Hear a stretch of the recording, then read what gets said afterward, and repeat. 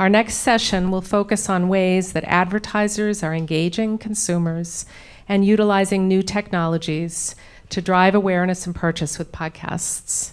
Here to present the session and introduce her other guests is the Vice President of Analytics at Podtrac, Velvet Beard.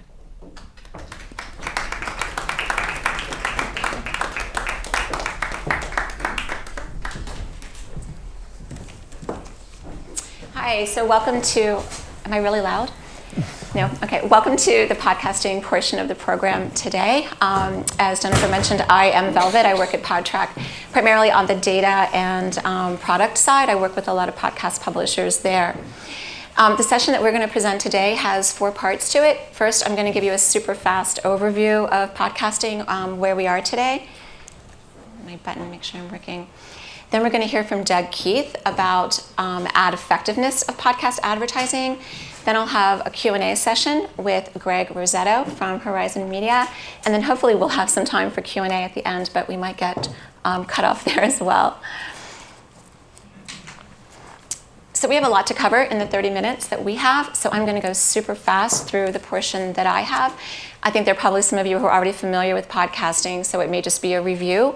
If anybody wants to see the slides that I'm going to go through, feel free to find me later today, and I'm happy to share them in more detail. So what exactly is a podcast? Of course, podcasting is part of digital media. That's why we are here today talking about it. But kind of what distinguishes it is the way it's distributed, the way that the media is distributed. It's distributed on demand, automatically via subscriptions, and then using the RSS technology. And because of the different way in which it is distributed, it winds up having somewhat different characteristics. So who are listening to podcasts? According to the recent numbers we have from Edison, there are around 57 million people who listen to podcasts on a monthly basis and 35 million who are listening weekly.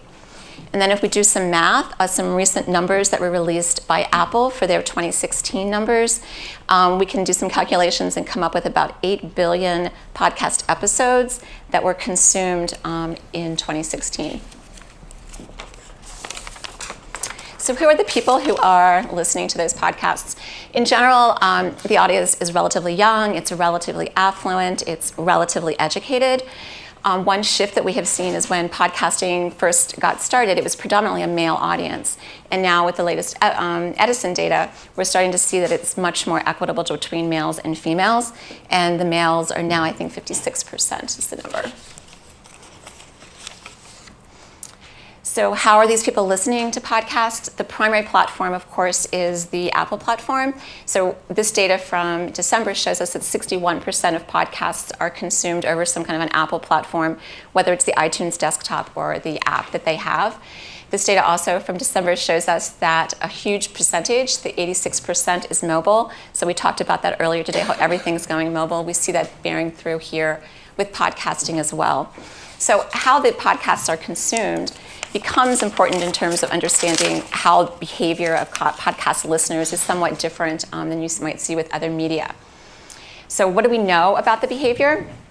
We know that these listeners are really engaged. So they're listening to multiple shows, multiple episodes every week, multiple hours of podcasting every week. And we also have observed an interesting shift in how they're listening. So when podcasting first came out, what everyone did was downloaded a podcast to their device, and then they would listen to it either then or later if they got around to it, or maybe they never got around to listening to it, which kind of left the question, oh, are people really listening to the podcast that they're downloading? What we're seeing is a shift from that behavior to one of streaming, where people can listen immediately upon requesting the episode. So what we're seeing from Edison is that 79% of podcast listeners say they sometimes do that behavior, where almost 60% of people say that's their primary behavior and the primary way that they listen. Okay, so how do we know what's popular, what it is to look at out there? So if you're interested in what's trending and what's popular right now, the iTunes charts are a great place to go. They have charts both by overall podcasts and then within categories. These charts are based on subscriber rates, so it's telling you what people are subscribing to right now, so it gives you a good idea of what there is to listen to right now that's popular. If you're interested in data by content, We have data here on US downloads by iTunes category that was pulled in December. And what this shows us is that the society and culture iTunes category is by far the most popular, with around 22 million downloads in that category in December. And then news and politics comes in at a pretty distant second, around 13 million, with comedy around 12 million.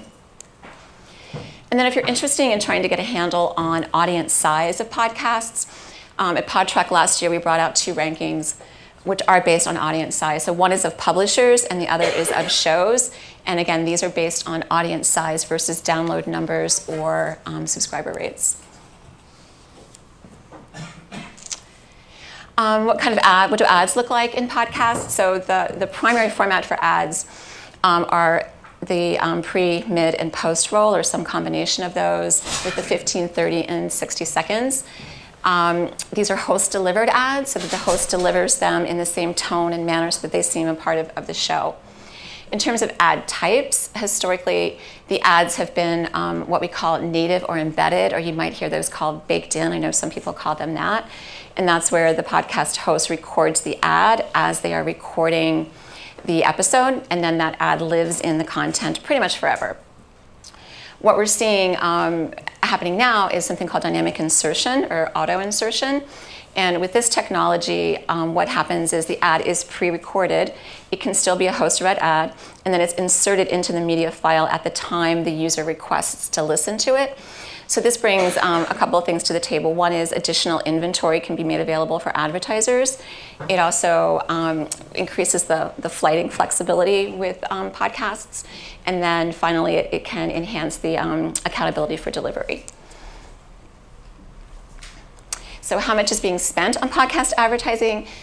These are some recent numbers from Bridge Metrics that came out in January. This might be a little hard to read from where you are. They are projecting that the numbers for 2016 were going to be about $200 million in ad sales, and for 2016, and then for 2017, they're projecting about $250 million in ad sales. So I will leave you with just some thoughts on how you might want to include podcasts in your digital audio plans. My first recommendation would be to learn all you can about podcasting. Being here today is a great start. Also listen to podcasts and figure out what sounds right to you, what you think your clients might be interested in, what might fit their targets. And then when you have an idea for that and you're ready to jump in, you can either contact those publishers directly, or you can work with an ad network, quite a few of which are IAB members, so that would be a great resource to go to find someone to help you out there. And then the last slide I have, I'll go through, I'm not actually going to go through, it's just a list of resources. If anyone's interested in those, I'm happy to get you this list. The first two are IAB guides. I know the first one was mentioned earlier today, and the second one is actually the IAB guide to podcast metrics, so those might be of interest to people.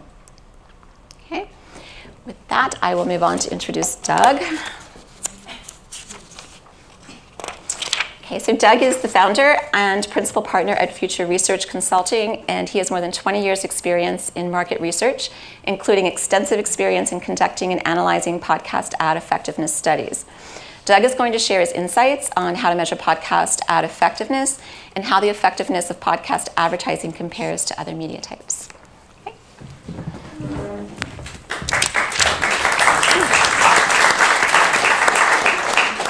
Thank you, Velvet, and good afternoon. Can everybody hear me? Okay. All right, great. So I have been working with Podtrac since 2005, I believe, and I've been working on my own for about 10 years, but prior to that I was working for TNS, one of the world's largest global research companies, and that's where we started together. So I've seen the growth of podcasting from this tiny little thing that we worked so hard to try and measure to something that has really exploded in the last few years, and it's been really exciting to see the growth. So what I want to do today was actually, we've heard from a macro perspective about how podcasting can be effective, and I know Anjali was talking about how to measure, and that's one of the things I'm going to talk about today because that's the question that we always get is how to measure.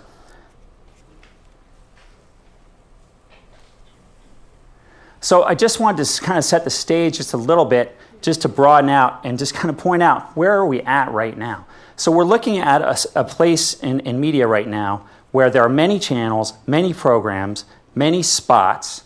We know people are paying much less attention than they used to any of it. So on TV and streaming media, more than 400 scripted shows.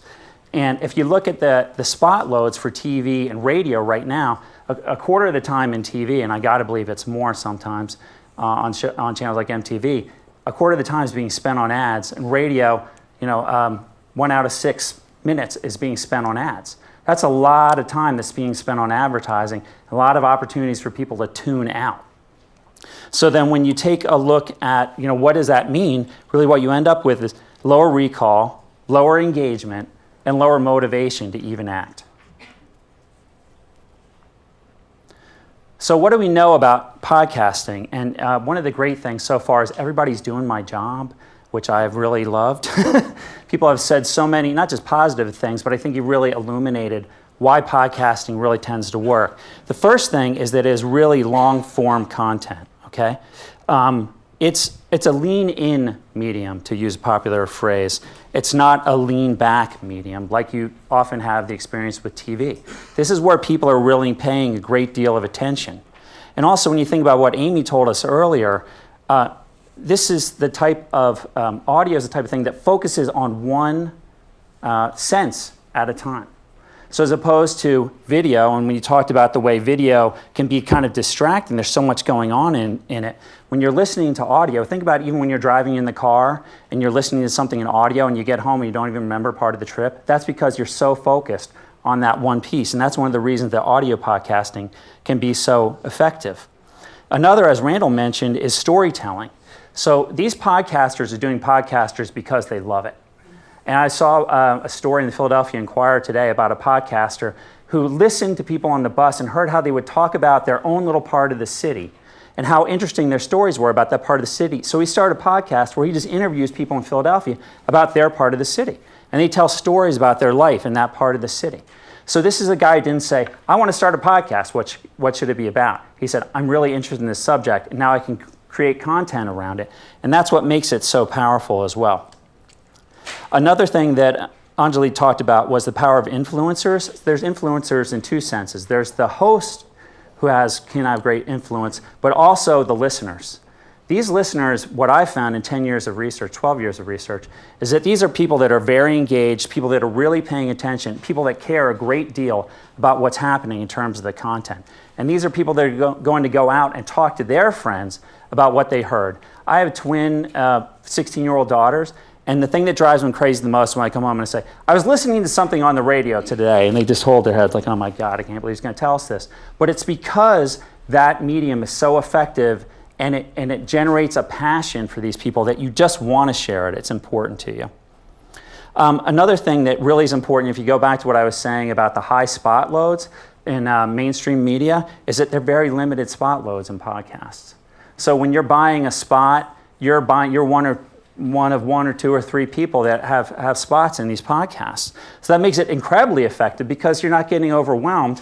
And again, the listeners are getting the sense that that host really cares about that content, they're totally engaged in that content, and that it's meaningful to them as well, and otherwise they wouldn't even have that content in their podcasts. One other thing I wanted to mention is that this is really an opportunity for you to own a space in your industry because of these limited spots. So you're not going to be paired with 3 other advertisers that have similar content or similar focus.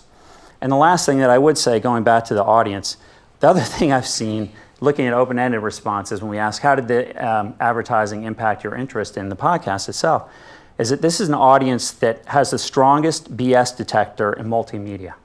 I mean, these are the people that immediately say, no, I know that guy's not interested in this. I know this guy might be lying. He's just taking the money. And I'll just tell you one quick story. We did a long time ago, we did some research for This American Life. And Ira Glass, the host, wanted to insert a question into the survey that said, how much of a sellout is Ira Glass? A total sellout, somewhat of a sellout? And I said, we can't really put that in there, and you don't want to know the answer anyway. But what we really found was that that's not what, in those open ends, people didn't say that. What they said is, I believe Ira Glass, and I also believe that he cares about the information that he's sharing, and I like that he's taken the time to tell me about something that actually might be of interest to me. So as you were saying, Anjali, it's all content that's tied together to match with the format for that show. Okay, so let me talk a little bit about how to research. As I mentioned, the first question that I always get is, how are we going to measure what we're doing and what does that information mean? The second is, why should I believe you? Right? You're working with Podtrac, why should I believe you? Well, as a researcher, I always say I'm an independent party. And my job is trying to understand what is really going on. And if something isn't working, it's our duty to report back to our advertisers and say, there's a problem. Let's try and figure out what is happening so we can actually make some improvements. So we've done more than 10 years of advertising effectiveness studies, and they're just based on the typical techniques you would expect because they work. Pre and post studies, test control, and so we're getting both the point time data and also longitudinal information so we can triangulate and validate everything that we're learning. So the types of measures we get, of course, unaided, aided awareness, brand and product attribute awareness, interest to learn more, which I think is an important question because you can't always expect someone's going to run out and buy something, but do they want to learn more? And then finally, intent to purchase. And really, these projects are designed just to find the truth about performance, not just make a case for buying more ads because advertisers wouldn't come back if they think the information isn't real. Now, one other thing that I wanted to mention that isn't on this slide, one of the reasons that Podtrac's research has been effective is because they have developed a listener panel where they're constantly recruiting people into the panel. And that's the number one thing. And you mentioned it's so hard to find the people that are actually listeners. So by doing this, not only have we been able to make the research much more affordable, we've also been able to make the research much more effective because we're finding people that are actually listeners, regular listeners across a whole range of podcasts. So when you talk about 3 hours or more of listening a week, that means they're not just listening to one show, they're listening to multiple shows. So we can easily create a control group and a test group so we can have immediate feedback on how these ads are performing. So let's just take a quick look at some data. I know earlier Anna was talking about real and measurable impacts and trying to figure out if they're really there. So I just wanted to show you some examples from research that we've done over time where we've aggregated the data. So this slide, the main takeaway here is that about 2/3 of listeners recall the brands that are advertised in these podcasts. And sometimes that recall is almost as high as 9 out of 10 people. So it's almost universal in terms of the recall. So that's the most basic thing that you're looking for. Also, another thing that Anjali talked about was this idea of being able to quickly create awareness, and it doesn't take long to generate these large recall numbers because these people are listening on a regular basis. Most podcast listeners aren't listening 1 out of 4 weeks. They're listening 4 out of 4 weeks. So there's a lot of repetition there as well.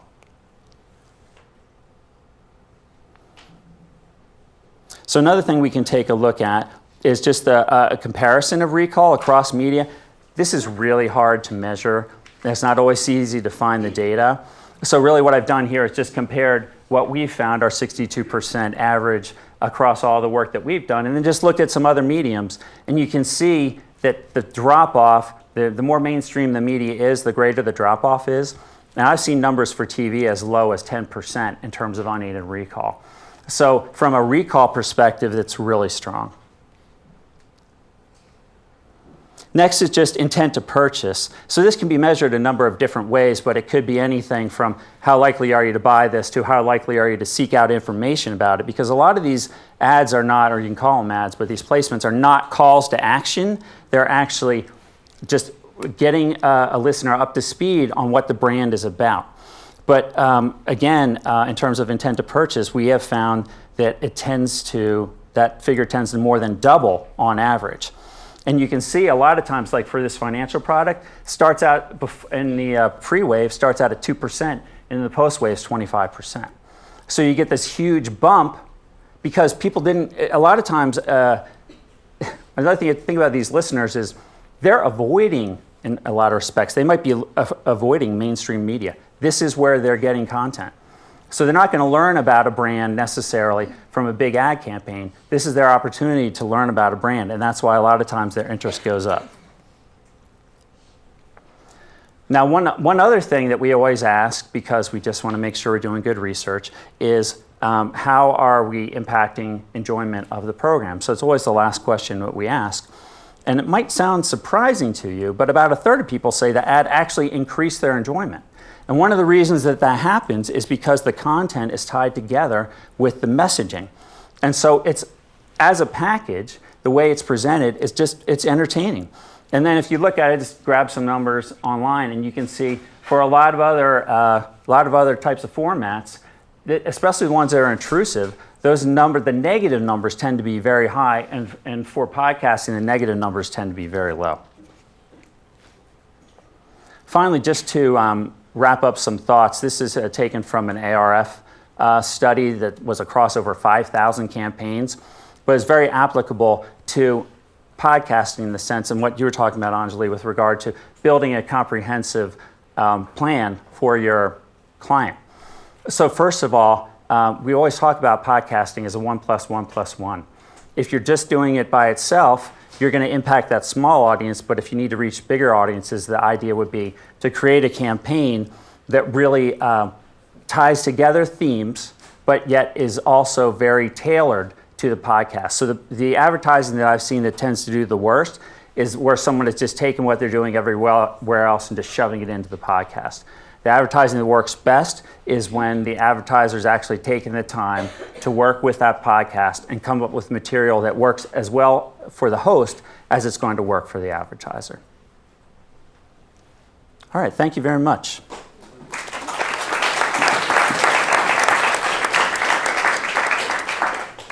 Luke, how much time do we have? About 5 minutes? Okay, then we're going to do this fast then. So the next portion we had was some Q&A with Greg. Greg first began running podcast campaigns in 2013, and he has experience analyzing and negotiating podcast campaigns for a range of clients. Greg has graciously agreed to share some of what he has learned with us today. So my first question, Greg, is can you tell us how you became involved with podcasting at Horizon? It was just some clients had reached out to the audio team.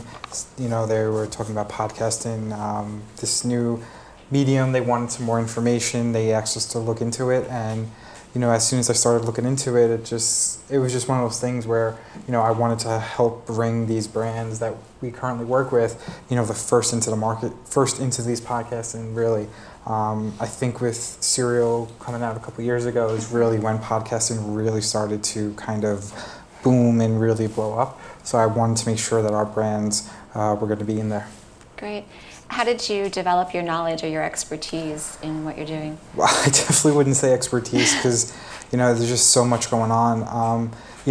Especially with the audio team that I work with, we're trying to do this together as a team. We're trying to build, I wouldn't say expertise, but more of a reference. I want to be able to, when teams come to us and they have questions, be able to answer those questions. Okay. And who do you go to for answers, like when you have questions or you're looking for information? What resources do you use? It would be a mix of a lot of research that we'll do, a lot of Googling, we'll reach out to vendors and publishers, we'll ask them what's new, what's coming up, how are they seeing the marketplace, what are they doing new that might change the marketplace a little bit. So just, talking to a lot of people. Okay. And how many campaigns have you run so far in podcasting? I would say starting from 2013, each year it's just been progressively more and more. Mm-hmm. I would say on average now, based off of last year, probably about 10, 15 campaigns, just depending on clients and what they want to do. And what kinds of budgets are you seeing for podcasting, and how has that changed since you started in 2013 or 2014? Yeah. So coming out of the gate testing, it was very small, maybe $10,000, $15,000 just to kind of test podcasting, see how it works. But now, we can be anywhere above $75,000, $100,000 just depending on the campaign and what they're trying to achieve. Okay. What are some of the questions that your clients are asking you about podcasting? Measurement.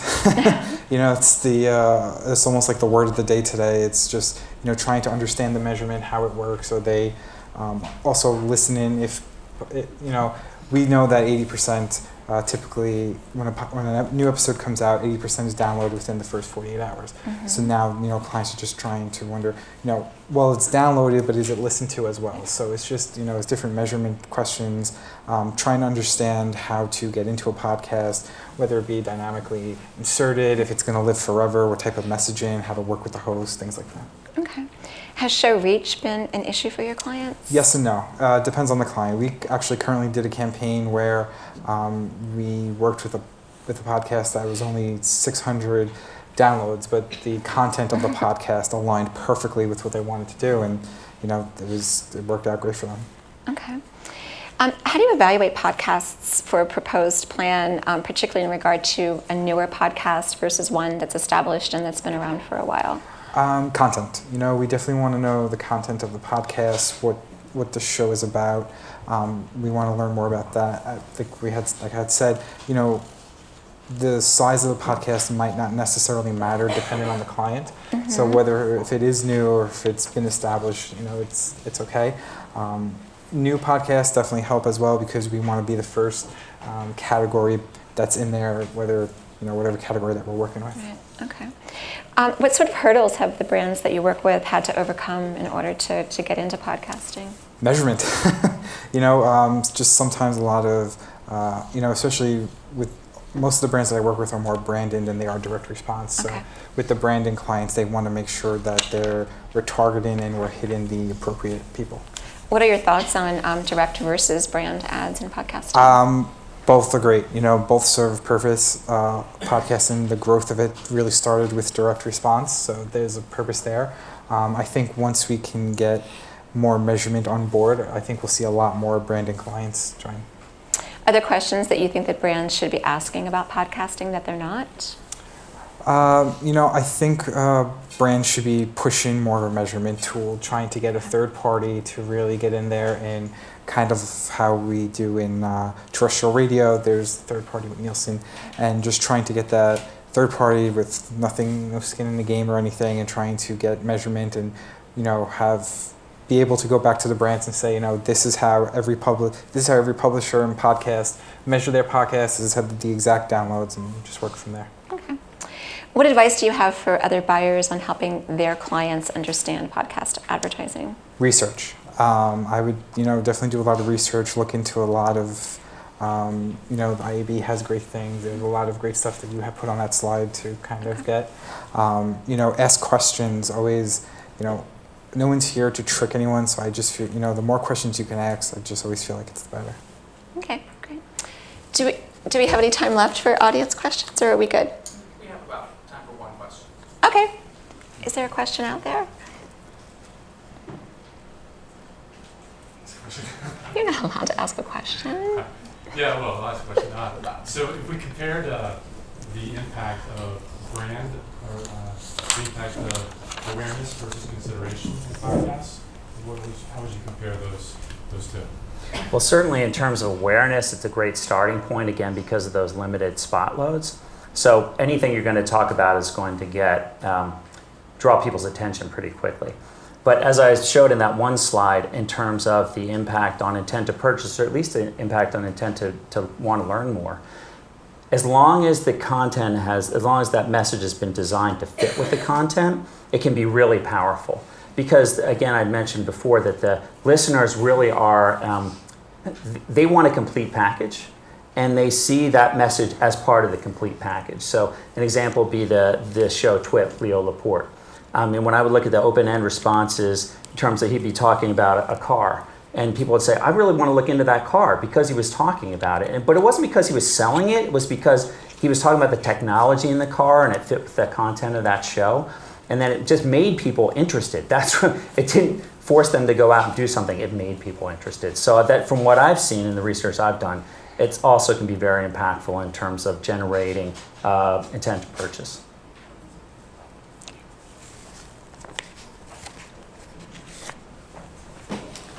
Is our time up?